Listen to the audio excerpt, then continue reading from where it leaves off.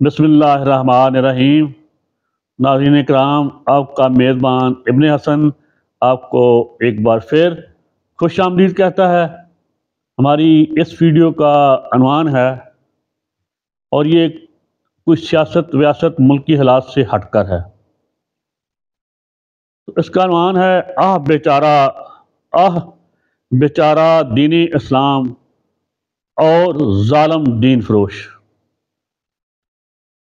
ناظرین کرام، پہلے بھی عرض کرتا چلوں کہ میری اکثر ویڈیو کا مواد آپ کو تحریری صورت میں بھی میرے فیس بک اکاؤنٹ پہ مل سکتا ہے، اور وہ میں نے ایک دو بار اپنا فیس بک اکاؤنٹ اس کے ساتھ اٹیچ بھی کیا ہے، تو آج پھر کوشش کروں گا کہ اس کے آخر میں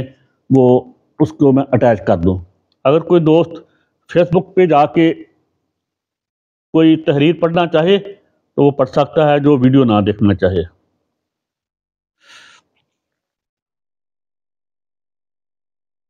ناظرین کرام، خوراک، لباس، رہن سہن کا دار و مدار مکمل طور پر کسی بستی کی آب و ہوا، وہاں کے قدرتی ذرائع پیداوار اور ماحول پہ منحصر ہوتا ہے۔ یہی نہیں بلکہ انسانی خد و خال، رنگ، قد کاٹ کا انحصار بھی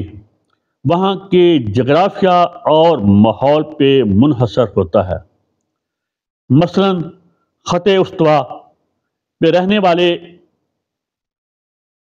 رہنے والوں کے قد لمبے اور ناک کے نتنے تنگ ہوتے ہیں، کیونکہ وہاں ہوا میں نمی کا تناسب بہت زیادہ ہوتا ہے، تو اس لیے ان کے ناک کے نتنے تنگ ہوتے ہیں کہ اگر وہ زیادہ نمی والی ہوا ان کے پھیپھڑوں میں جائے گی، زیادہ نمی ان کے پھیپھڑوں میں اور جسم میں جائے گی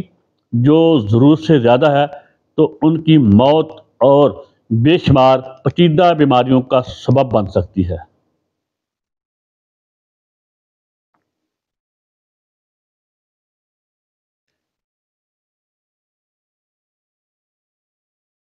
اس کی نسبت ہمارے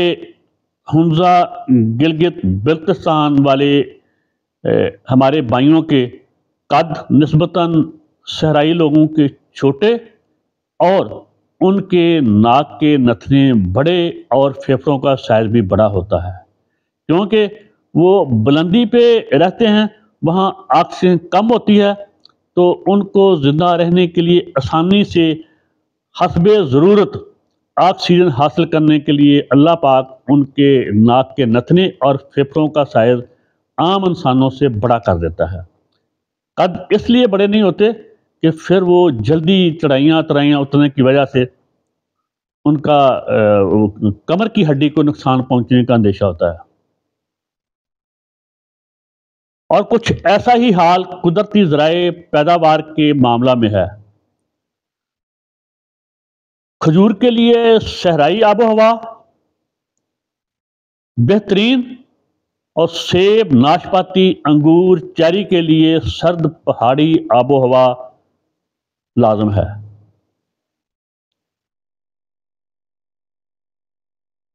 گرامی قدر ناظرین، سرزمین حجاز یعنی مکہ، مدینہ، طائف، جدہ میں رسول کریم صلی اللہ علیہ وسلم کی بعثت کے بعد بھی ویسے ہی نام، لباس، خوراک، ظاہری شکل و شباہت اور رہن سہن رہا جیسا کہ رسول کریم صلی اللہ علیہ وسلم کی بعثت سے پہلے تھا۔ شہد اور کھجور پہلے بھی میٹھے ہوتے تھے، بعد میں بھی میٹھے رہے۔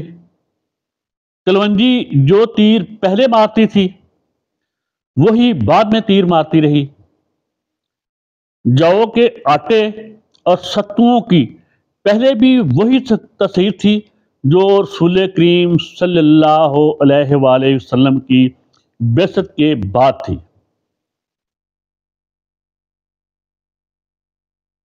نام بھی ظہور نبوت کے بعد ویسے ہی رکھے جاتے تھے جو ظہور اور اعلان نبوت سے پہلے رکھے جاتے تھے۔ ظاہری حلیہ اور پہناوا بھی ویسا ہی رہا جو صدیوں پہلے اس سرزمین پر چلا آ رہا تھا۔ زمین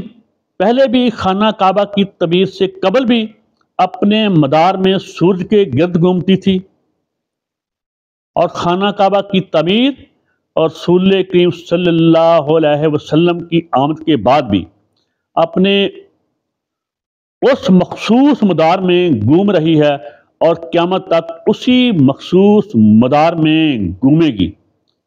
سورج پہلے بھی مشرق سے طلوع ہو کر مغرب میں غروب ہوتا تھا،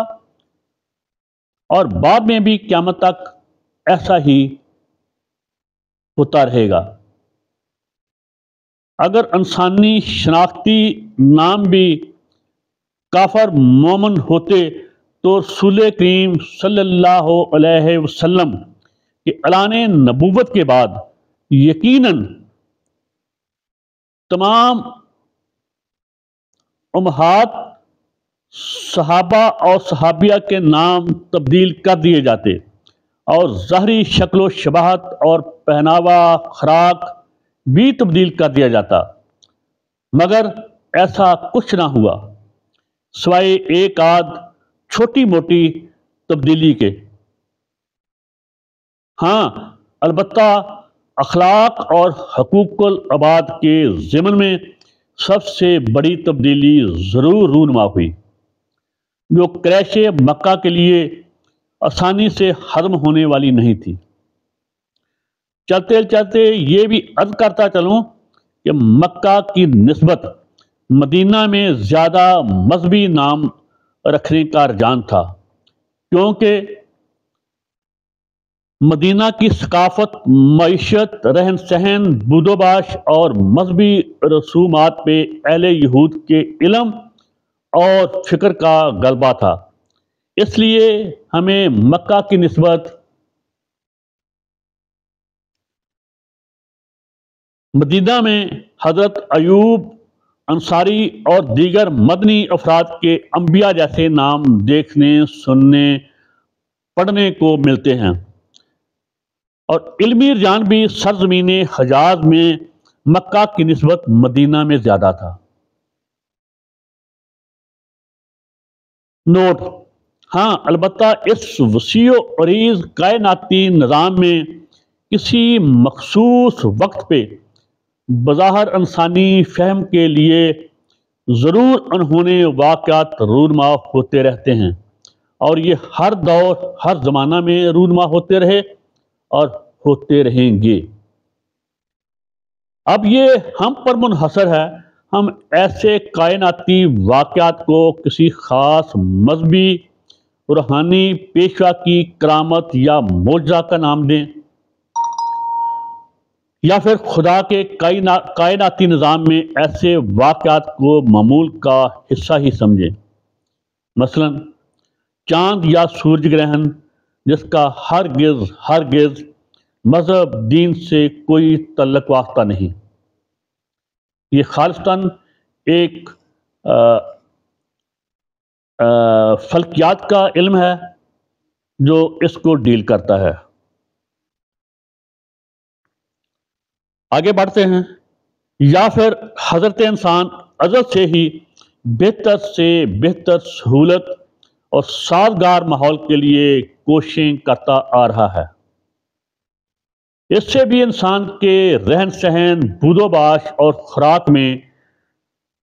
تھوڑی بہت تبدیلی رونما ہونا یقینی عمل ہے۔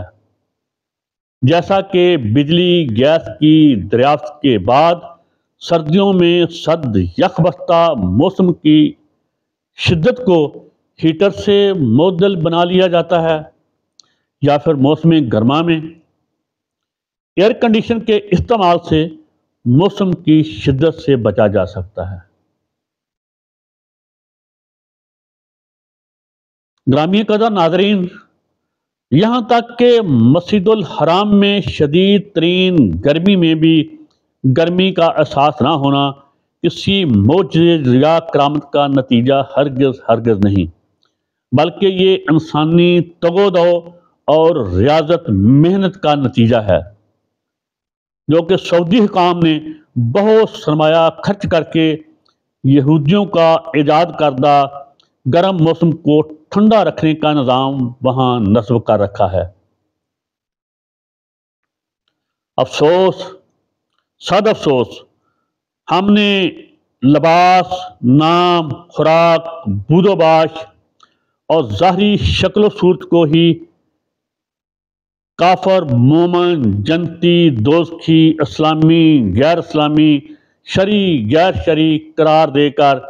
دین فطرت، دین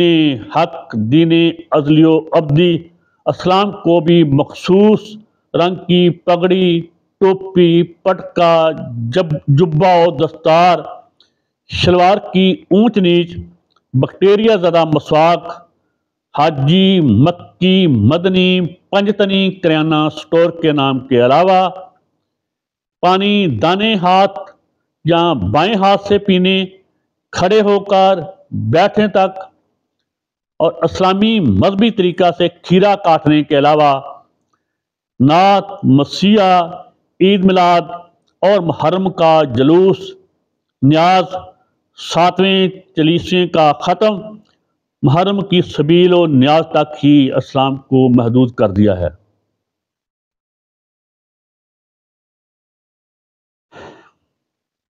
ناظرین کرام، شہد، کلونجی، گڑ، شکر، کھجور، انگور کی روز اول سے ہی وہی تاثیر تھی جو رسول کریم صلی اللہ علیہ وسلم کی نبوت اور رسالت کے بعد کی تھی اور اب تک ہے۔ اس کے علاوہ باقی تو کوئی بھی چیز نہ دین مذہب کا موضوع ہے، نہ ہی ان میں کرشمہ، کرامت، معجزہ والی کوئی بات ہے۔ کلونجی ہو، گڑ ہو، شہد ہو، وہ زیتون ہو، یہ ہم پہ منحصر ہے کہ ہم خدائی ماخذ علم سے مستقل ناطہ جوڑ کر ٹیکنالوجی کے میدان میں جی جان سے محنت کر کے خود کو دنیا کی رہبری رہنمائی کرنے والے گروہ پہ مشتمل احسن التقویم ہونے کا ثبوت دیتے ہیں، یا پھر گجرات کے بیچارے دولے شاہ کے چوہوں کی طرح اپنی سوچ، فکر، عقل و دانش پہ نام نہاد تقدیس اور عقیدت کا آہنی کڑا چڑھا کر ترقی یافتہ اقوام کے دستے نگر اور غلام بن کر اسفل سافلین کے درجے پہ گر جاتے ہیں۔ وما علینا الا البلاغ المبین۔ جاتے جاتے عرض کر دوں کہ ایسے لوگ کلونجی کی پھکی چورن بیچ رہے ہوتے ہیں اپنے 2 ٹکے کے مفاد کے لیے، جن کو یہ بھی علم نہیں ہوتا کہ کلونجی ہے کیا بلا۔ کلونجی کچھ بھی نہیں، کلونجی صرف پیاز کے کالے رنگ کے بیج ہوتے ہیں جو اگلے پیاز کے لیے ان سے پنیری کاشت کی جاتی ہے اور پھر دوبارہ سے پیاز تیار ہوتا ہے، اور کچھ بھی نہیں کلونجی۔ اور کلونجی کا وہی اثر ہے، وہی تاثیر ہے جو پیاز کی تاثیر ہے۔ اور خدا جانے ہم نے اپنے ذاتی 2 ٹکے کے مفاد کے لیے کلونجی، شہد، کھجور، زیتون، اور کھجور کی بھی ہم نے اتنی زیادہ ورائٹیاں کر دی ہیں یا تمام کھجوروں میں جس کا مرضی لیبارٹری میں تجزیہ کروا لو، ایک ہی جیسے کیمیائی اجزاء ہوتے ہیں۔ اس کے ساتھ ہی اپنے میزبان ابن حسن کو اجازت دیجیے۔ اللہ حافظ۔